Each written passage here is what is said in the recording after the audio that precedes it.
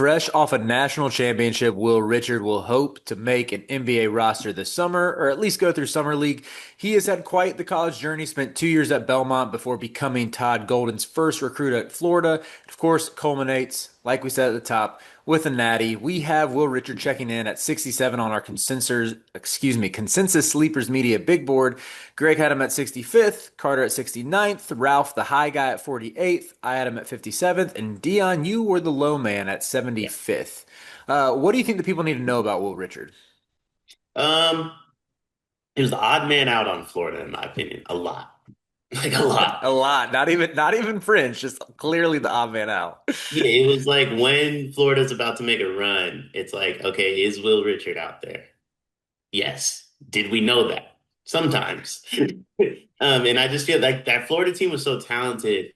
I feel like it took away from how talented I do think Will Richard is, Yeah, unfortunately. yeah. I did my draft board ultimately just based on where I think they're going to be picked. And unfortunately for him, he played with two buckets essentially. And then some Hmm. other one like Alex Condon's no slouch, you know what I mean? Like there was a lot Thomas Hall, there was just a lot of talent on the team. Um, and my one word to describe him, I won't get into it till we get there, but I think my one word to describe him kind of lends to the point of like he was kind of the odd man out from time to time. I think that's a fair critique. It's funny. I don't know if it's necessarily a bad thing. Well, the way you're phrasing it, to provide a positive spin, I would say he was quietly productive, but sometimes a little inconsistent. If you look at Florida's last 13 games, he scored in double figures 9 of the 13 times. A lot of times it was just sort of quiet, but I would say sometimes it lended itself to a little bit of inconsistency. And even like I would say the sell on him is prototypical like 3 and D guard at the next level. That's the role that he would occupy. But the 3 point jumper has been pretty inconsistent throughout his career. Shot 31% his freshman year at Belmont. Spiked all, oh, excuse me, I misspoke at the top. I said he spent 2 years at Belmont. He only did 1 year. Was 31% his first year at Belmont, went all the way up to 39% his first year in Gainesville. But the past 2 years, like, shot 35% or lower. So you see the volume is there, made 153s combined over his past 2 seasons, but it's not always on the highest efficiency. I think the mechanics, even as, if we got into the weaknesses, his jumper looks a little unorthodox to me. But at the same time, when he's on, he clearly has a feel for the moment. Like he was the one who got Florida back into the game against Houston. They started out 0 for 6 from beyond the arc. Richard hit the contested one in the corner, and that's what sort of opened it up. And I think he does a lot of things well, nothing great, kind of like a jack of all trades, master of none. Like he can play a little bit of dribble handoffs. He can get to the rim every once in a while. He's a good help defender who works really hard and comes up with steals. And I would say he just has like a solid motor overall. Like he's always making the hustle plays, but that would even dip into some of the weaknesses for like I'm not entirely sure if the hustle plays will be enough to get him to stick with the team beyond like summer league or beyond like an exhibition 10 or something like that. Yeah, I mean, I think he's going to be on a two-way, regardless of where he's picked. Even if he's picked in the second round, I don't think he's getting like a second round contract per se. Hmm. I think he's going to wind up with a two-way deal. I think he's going to have to play a lot in the G League to kind of prove himself and to get that opportunity at the next level. And it really comes down to how he takes advantage of it. Probably not the comparison a lot of people are going to want to hear here. This isn't my best case or worst case comp, but I think he's going to have a lot of Bronny in it, where it's like, I mean, obviously, he's not going to have the aspect of his father's on the team, Right. forcing them to do anything. But what the Lakers are asking Brownie to do, where it's like when you're with the NBA, you pretty much just sit on the bench. If we put you in, it's really just defense, maybe shoot a three or Hmm. two.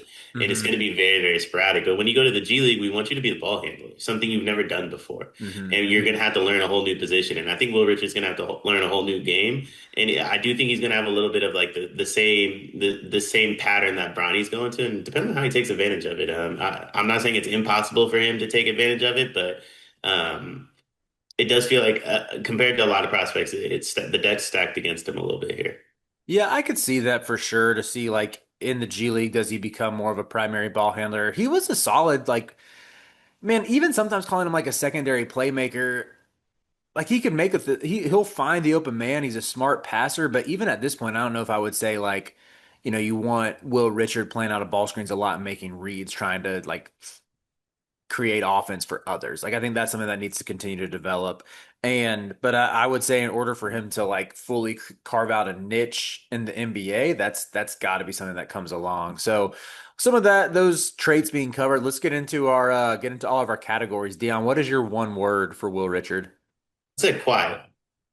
What? Um, Everything he does on the court is really, really quiet. Hmm. There is a lot of productivity there, but it's just quiet. And Hmm. he needs to find a way to get a little bit louder, I would say. For me, I said glue, and I think he's like a kind of a prototypical glue guy. I feel like I've harped a lot on like the negatives of Will Richard, and that's where I want to lean back to the positive sides. Like he does make winning plays, and he comes up with very timely steals, and I think I would even say his defensive instincts compensate a lot for his lack of physical measurables. Like he's not like the most fleet of foot sometimes in like on ball ISO defense.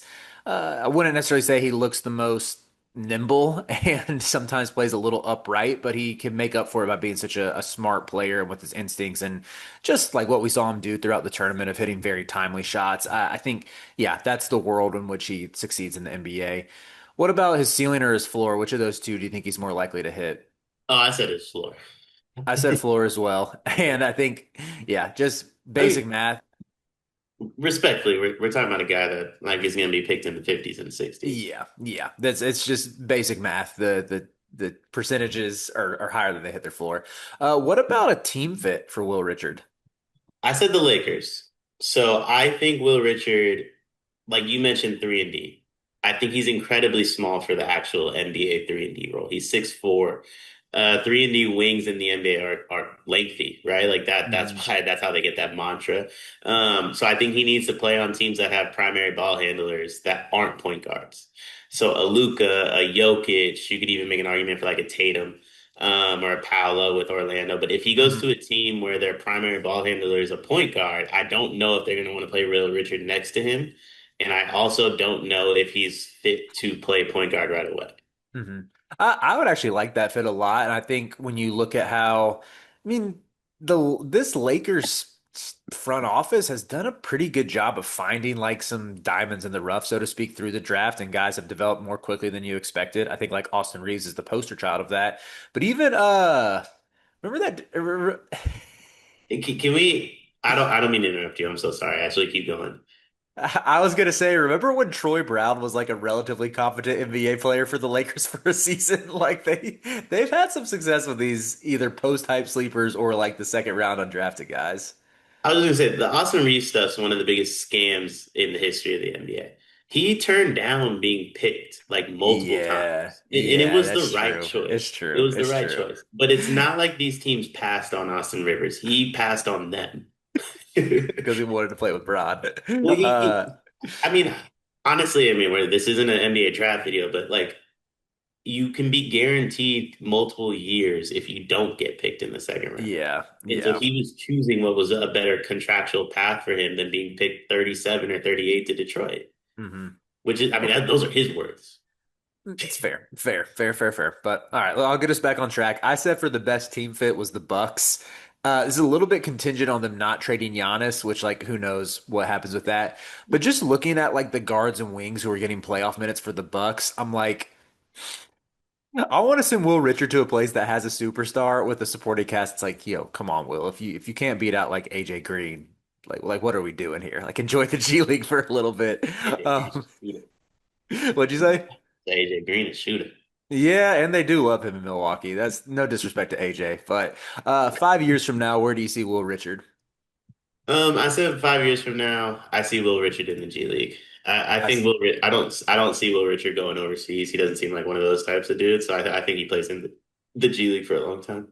yeah, I had him as a G League guy as well. A lot of the reasons that we've listed out: undersized, not a great athlete, can make winning plays, but yeah, it just all needs to click. And I think there's not necessarily the best chance of that happening. It could happen, but yeah, probably not likely. What about your superlative for Will Richard? My superlative, I said, okay, first off, superlative had me in hell. The way we describe it on the sheet is most likely to. Most like, yeah, give me your most likely for for Will Richard.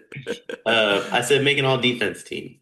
dot dot Okay. dot in the G League.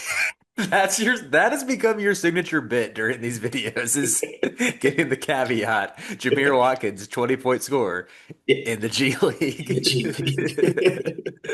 For me, I said he's most likely to become a solid role player and rebrand to Twiz.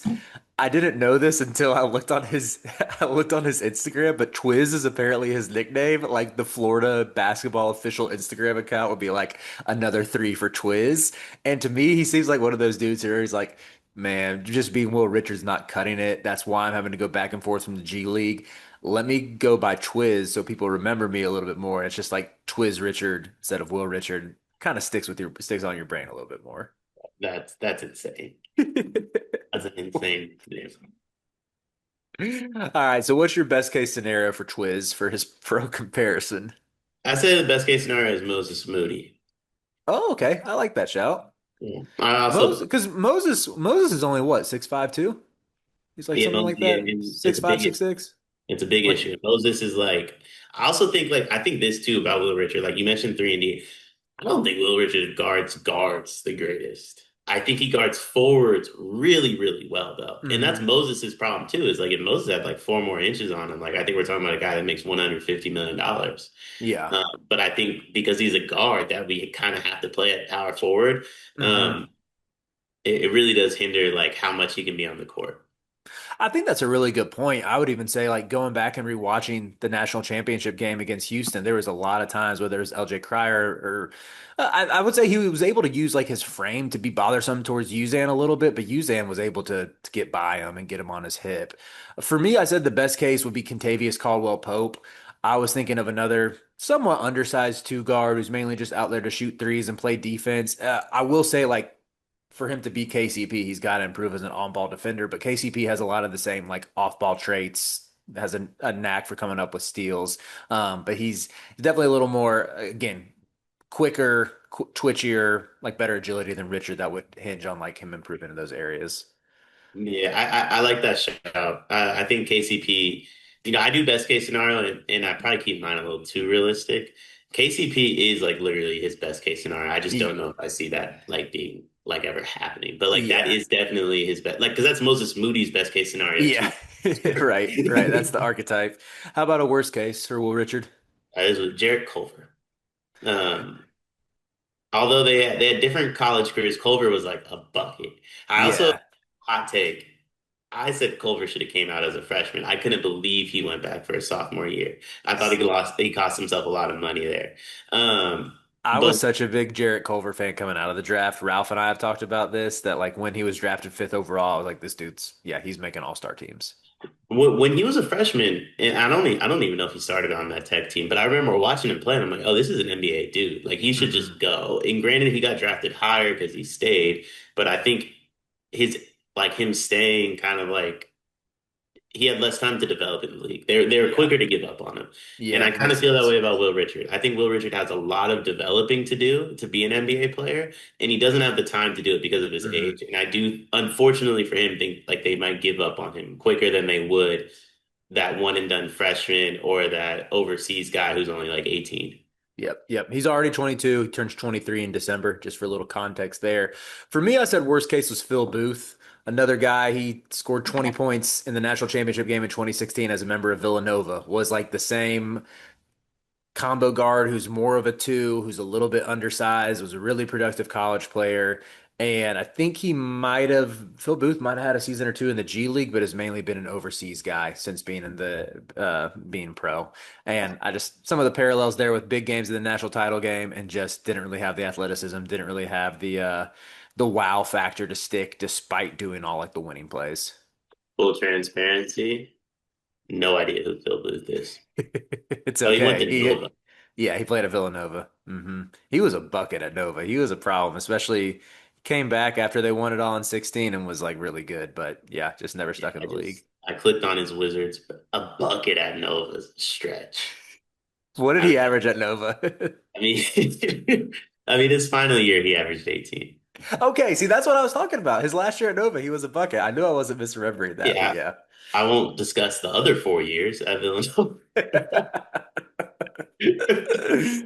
Will Richard, we will see how your career pans out if you hear your name called on draft night. But we have 79 more of these posted on the YouTube page, so make sure you stay tuned in for all your draft coverage from Sleepers.